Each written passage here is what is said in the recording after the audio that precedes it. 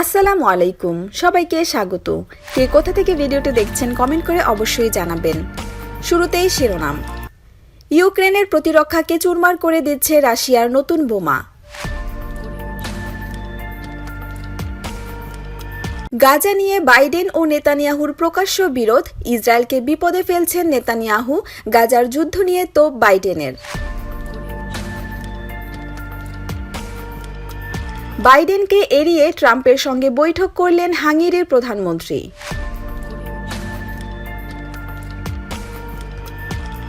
যুদ্ধের মধ্যেই রমজানের প্রস্তুতি নিচ্ছেন ফিলিস্তিনিরা।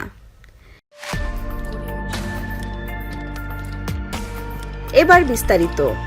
সাম্প্রতিক সময় ইউক্রেনের বিরুদ্ধে শক্তিশালী এরিয়াল বোমা ব্যবহার শুরু করেছে রাশিয়া। এই বোমা এত শক্তিশালী যে তা ইউক্রেনের প্রতিরক্ষাকে চুরমার করে দিচ্ছে। ফ্রন্ট লাইনে বাড়ছে ইউক্রেনীয় সেনাদের হতাহতের সংখ্যাও। রাশিয়া এজন্য ব্যবহার করছে সোভিয়েত আমলের পুরনো মডেলের একটি বোমা। তবে ওই বোমায় ছোট একটি সংযোজন করেছে দেশটি। এর ফলে বিমান থেকে ইউক্রেনীয় প্রতিরক্ষা লাইনের ওপর নির্ভুলভাবে ফেলা যাচ্ছে বোমাগুলো। CNN জানিয়েছে ওই বোমাগুলো এতটাই শক্তিশালী যে এটি যেখানে পড়ে সেখানে 15 মিটার প্রশস্ত গর্ত হয়ে যায়। এর নাম FAB-1500।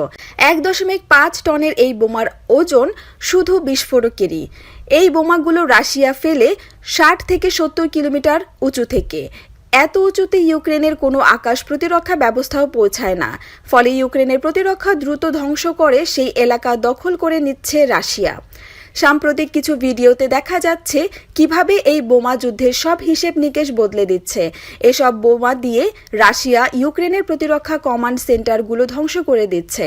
রাশিয়া পুরাতন FAB-1500 বোমার সঙ্গে একটি গাইডেন্স সিস্টেম জুড়ে দিয়েছে, এটিকে আরও ভয়ঙ্কর করে তুলেছে।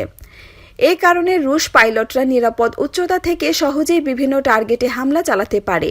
ইউক্রেনের এয়ার মোবাইল ব্রিগেডের একজন সৈনিক গত সপ্তাহে ক্রাসনহরিভকা শহর থেকে CNN-কে বলেন, আগে আমাদের কেবল আর্টিলারি দিয়ে আক্রমণ করা হতো, এখন রাশিয়ানরা FAB-1500 বোমা দিয়ে হামলা চালিয়ে শহরটি দখল করে নিয়েছে। কেন তারা এই বোমা ব্যবহার করছে? কারণ এই বোমার আঘাতে যে ক্ষতি হচ্ছে তা খুবই মারাত্মক।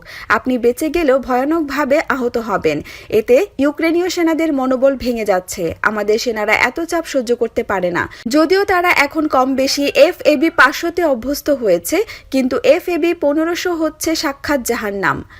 দনিয়েৎস্ক অঞ্চলে রাশিয়ান আক্রমণে FAB বোমার ব্যবহার একটি গুরুত্বপূর্ণ অস্ত্র হয়ে উঠছে।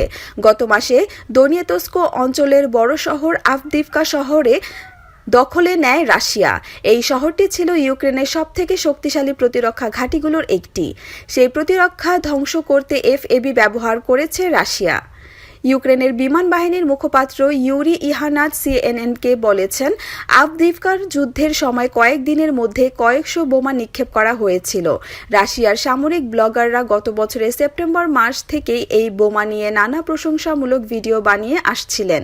যদিও তখনও এই বোমার নিচে ফেলার নতুন প্রযুক্তি নিয়ে পরীক্ষা চলেছে, তবে শেষ পর্যন্ত ওই প্রযুক্তি আবিষ্কার করে রাশিয়া এবং এখন সর্বোচ্চ ভুল হওয়ার মাত্রা 5 মিটার ধরে এই বোমা আঘাত হানতে পারে। রাশিয়ার কাছে পুরনো অসংখ্য FAB বোমা রয়েছে। এগুলো সেই সোভিয়েত আমল থেকেই মজুত রয়েছে। তবে এখন দেশটি ইউক্রেনের যুদ্ধক্ষেত্রে এগুলো ব্যবহারের একটি উপায় খুঁজে পেল। ইউক্রেন বলছে রাশিয়া এখন শুধু ফ্রন্ট লাইনেই এই বোমা ফেলছে না, ফ্রন্ট লাইন থেকে বহু দূরে থাকা ইউক্রেনীয় কমান্ড পোস্ট, সাপ্লাই লাইন ও অস্ত্র মজুদাগারেও FAB ফেলছে রাশিয়া। এই বোমাগুলো এত শক্তিশালী যে কোথাও আশ্রয় নিয়েও আর লাভ নেই। ইসরায়েলকে বিপদে ফেলছেন নেতানিয়াহু, গাজার যুদ্ধ নিয়ে তোপ বাইডেনের। বেঞ্জামিন নেতানিয়াহুর কার্যকলাপই ইসরায়েলের বিপদ ডেকে আনছে। বন্ধু ইসরায়েলের বিরুদ্ধে এভাবেই তোপ দাগলেন মার্কিন প্রেসিডেন্ট জো বাইডেন। তার মতে ইসরায়েলকে সাহায্য করতে গিয়ে আসলে দেশের ক্ষতি করেছেন নেতানিয়াহু। ইসরায়েলের ওপর হামাসের হামলা এবং তার পাল্টা গাজায় ইসরায়েলি সেনার অভিযান, দুই ক্ষেত্রেই শুরু থেকে নেতানিয়াহুর দেশের পাশে দাঁড়িয়েছে আমেরিকা। তবে গত কয়েকদিন ছবিটা পাল্টে গিয়েছে। একাধিকবার ইসরায়েল বিরোধী সুর শোনা গিয়েছে বাইডেনের মুখে। গাজায় যুদ্ধবিরতির প্রস্তাবও দিয়েছে আমেরিকা। এমন পরিস্থিতিতে প্রকাশিত হয়েছে বাইডেনের একটি সাক্ষাৎকার। সেখানেই নেতানিয়াহুকে তোপ দেগেছেন মার্কিন প্রেসিডেন্ট। বাইডেনের কথায় ইসরায়েলকে রক্ষা করার দায়িত্ব রয়েছে নেতানিয়াহুর। হামাসের বিরুদ্ধে লড়াই চালানোর অধিকারও রয়েছে, কিন্তু সাধারণ মানুষের কথাও তার মাথায় রাখতে হবে। নেতানিয়াহুর পদক্ষেপের জেরে ক্ষতিগ্রস্ত হচ্ছে গাজার আমজনতা। আমার মনে হয় ইসরায়েলের সাহায্য করতে গিয়ে আখেরে দেশের ক্ষতি করছেন নেতানিয়াহু। গাজায় হামলার বিষয়টি ইসরায়েলের পার্লামেন্টে উত্থাপন করতে চান মার্কিন প্রেসিডেন্ট। নেতানিয়াহুর নিন্দা করলেও ইসরায়েলকে অস্ত্র দেয়া বন্ধ করার কথা ভাবছে না আমেরিকা। ওই সাক্ষাৎকারে বাইডেন বলেন, ইসরায়েলের প্রতিরক্ষা বিভাগ এখনও অতখানি শক্তিশালী নয়, তাই অস্ত্র সরবরাহ বন্ধ করবে না আমেরিকা। অস্ত্র না পাঠালে ওদের আয়রন ডোমের মাধ্যমে প্রতিরক্ষা ব্যবস্থা একেবারেই কার্যকর হবে না। কিন্তু বারবার কেন নেতানিয়াহুর বিরুদ্ধে সুর চড়াচ্ছেন বাইডেন? বিশ্লেষকদের মতে, গাজায় ইসরায়েলি হামলায় যেভাবে সাধারণ মানুষের মৃত্যু মিছিল চলছে, তাতে রুষ্ট আন্তর্জাতিক মহল, পাশাপাশি সৌদি আরবের মতো বন্ধু দেশগুলোও চাইছে গাজার হামলা বন্ধে সচেষ্ট হোক আমেরিকা। সেই সঙ্গে আমেরিকার ভেতরেও রোষ বাড়ছে ইসরায়েলি হামলার বিরুদ্ধে। সব মিলিয়ে যুদ্ধ বন্ধ করতে কার্যত মরিয়া বাইডেন প্রশাসন। যুক্তরাষ্ট্র সফর করেছেন হাঙ্গেরির প্রধানমন্ত্রী ভিক্টর অরবান। তবে সেখানে তিনি মার্কিন প্রেসিডেন্ট জো বাইডেনের সঙ্গে নয়, দেখা করেছেন সাবেক প্রেসিডেন্ট ডোনাল্ড ট্রাম্পের সঙ্গে। পাশাপাশি তিনি মাইক্রো ব্লগিং সাইট এক্সে ট্রাম্পকেই প্রেসিডেন্ট হিসেবে উল্লেখ করেছেন। বৈঠক শেষে অরবান লিখেছেন, ট্রাম্প যদি আগামী নভেম্বরের নির্বাচনে জিতে হোয়াইট হাউসে ফিরেন, তাহলে রাশিয়া ও ইউক্রেনের মধ্যকার যুদ্ধ তিনি থামাতে পারবেন। ট্রাম্প যখন যুক্তরাষ্ট্রের প্রেসিডেন্ট ছিলেন, তখন থেকেই অরবানের সঙ্গে তার দারুণ সম্পর্ক। মূলত সেই সম্পর্কের জেরেই ক্ষমতার বাইরে থাকার সময়ও ট্রাম্পের সঙ্গে এমন গভীর যোগাযোগ বজায় রেখেছেন তিনি। শুক্রবার ফ্লোরিডায় ট্রাম্পের মার এ লাগোর বাড়িতে ওই বৈঠক হয়। অরবান বলেন, ট্রাম্প যখন যুক্তরাষ্ট্রের ক্ষমতায় ছিলেন, তিনি ছিলেন শান্তিবাদী প্রেসিডেন্ট। তিনি গোটা বিশ্বজুড়ে সম্মান কুড়িয়েছেন এবং এভাবেই তিনি শান্তি স্থাপনের শর্তগুলো নিশ্চিত করেছেন। তার ক্ষমতার সময় মধ্যপ্রাচ্য কিংবা ইউক্রেনে কোনো যুদ্ধ ছিল না। আজকেও যদি তিনি প্রেসিডেন্ট থাকতেন, তাহলে কোনো যুদ্ধ হতো না। এদিকে ট্রাম্প ও অরবানের বৈঠক নিয়ে ক্ষোভ প্রকাশ করেছেন প্রেসিডেন্ট জো বাইডেন।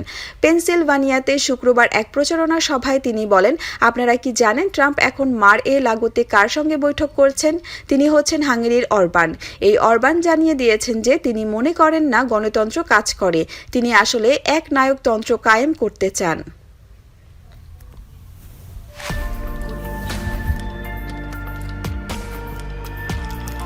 ইসরায়েলি পুলিশের কঠোর নিরাপত্তা, যুদ্ধ আর দুর্ভিক্ষের ঝুঁকির মধ্যেই পবিত্র রমজানের প্রস্তুতি নিচ্ছেন ফিলিস্তিনিরা। যুদ্ধবিরতির আলোচনা স্থগিত হয়ে যাওয়ায় পবিত্র মাসের উৎসবমুখর পরিবেশ ছাপিয়ে ফিলিস্তিনিদের মুখে এখন আতঙ্কের ছাপ। রয়টার্সের প্রতিবেদনে বলা হয়েছে, জেরুজালেমের ওল্ড সিটির সরু রাস্তার চারপাশে হাজার হাজার পুলিশ মোতায়েন করা হয়েছে। এখানে অবস্থিত ইসলামের অন্যতম পবিত্র স্থান আল আকসা মসজিদ। মসজিদটিতে প্রতিদিন কয়েকটি হাজার উপাসক জড়ো হন। একই সঙ্গে এলাকাটি ইহুদিদের কাছেও পবিত্রতম। তারা এটিকে টেম্পল মাউন্ট বলে থাকে। পবিত্র এই স্থানটি ঘিরে দুই অঞ্চলের মধ্যে দীর্ঘদিনের সংঘর্ষ। আল আকসা ঘিরে 2021 সালে ইসরায়েল ও হামাসের মধ্যে রক্তক্ষয়ী যুদ্ধ বাধে। তখনকার 10 দিনের সংঘাত বর্তমান যুদ্ধের ভয়াবহতার কাছে চাপা পড়েছে। চলমান যুদ্ধের এখন প্রায় 6 মাস। গাজায় ইসরায়েলের নিরলস অভিযান সারা বিশ্বে ক্রমবর্ধমান শঙ্কা তৈরি করেছে, কারণ দুর্ভিক্ষের ঝুঁকি বাড়ার পাশাপাশি নিহতদের সংখ্যা বাড়তে পারে। ইতোমধ্যে নিহতদের সংখ্যা 31,000 ছাড়িয়ে গেছে। গত মাসে ইসরায়েলের কঠোর ডানপন্থী নিরাপত্তা মন্ত্রী ইতামার বেন গভির বলেছিলেন, তিনি আল আকসায় মুসলিমদের ওপর বিধিনিষেধ চান। প্রধানমন্ত্রী বেনিয়ামিন নেতানিয়াহু বলেছেন, মুসল্লিদের সংখ্যা গত বছরের মতোই হবে। আল আকসার তত্ত্বাবধানকারী ধর্মীয় ফাউন্ডেশন জেরুজালেম ওয়াকফের মহাপরিচালক আজাম আল খতিব বলেছেন, এটি আমাদের মসজিদ এবং আমাদের অবশ্যই এর যত্ন নিতে হবে। আমাদের অবশ্যই এই মসজিদে মুসলমানদের উপস্থিতি রক্ষা করতে হবে, যেন সকলে শান্তিপূর্ণভাবে ও নিরাপদে প্রবেশ করতে পারে। কিন্তু আগের রমজানগুলোর তুলনায় ওল্ড সিটির চারপাশে স্বাভাবিক সাজসজ্জা করা হয়নি। অধিকৃত পশ্চিম তীরের শহরগুলোতেও একই রকম শোকাবহ পরিবেশ ছিল। যুদ্ধ শুরুর পর থেকে পশ্চিম তীরে ইসরায়েলি নিরাপত্তা বাহিনী বা ইহুদি বসতি স্থাপনকারীদের সঙ্গে সংঘর্ষে প্রায় 400 ফিলিস্তিনি নিহত হয়েছে। ওল্ড সিটি সম্প্রদায়ের নেতা আম্মার সাইডার বলেছেন, আমরা সিদ্ধান্ত নিয়েছি এ বছর জেরুজালেমের ওল্ড সিটি আমাদের শিশুদের, প্রবীণদের এবং শহীদদের রক্তের সম্মানের জন্য সজ্জিত করা হবে না। পুলিশ বলেছে তারা শান্তিপূর্ণ রমজান নিশ্চিত করার জন্য কাজ করছে এবং সামাজিক মিডিয়া নেটওয়ার্কগুলোতে উস্কানিমূলক ও বিকৃত তথ্য বন্ধে অতিরিক্ত ব্যবস্থা গ্রহণ করেছে। সন্ত্রাসবাদে উস্কানি দেওয়ার সন্দেহে 20 জনকে গ্রেপ্তার করার কথাও তারা জানিয়েছে। গত বছর রমজানে মসজিদ প্রাঙ্গণে পুলিশ প্রবেশ করার সময় সংঘর্ষের সূত্রপাত হয়। ঘটনায় আরব লীগের পাশাপাশি সৌদি আরবও নিন্দা জানিয়েছেন। ভিডিওটি ভালো লাগলে লাইক, শেয়ার, কমেন্টস এবং সাবস্ক্রাইব করতে ভুলবেন না। ধন্যবাদ।